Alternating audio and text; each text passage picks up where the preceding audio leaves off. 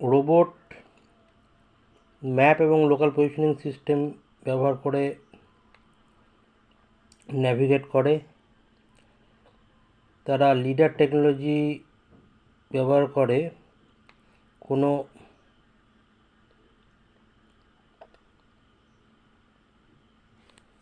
position চিহ্নিত করার জন্য এবং কোনো বাধা বিপত্তির অবস্থান আছে কিনা সেটা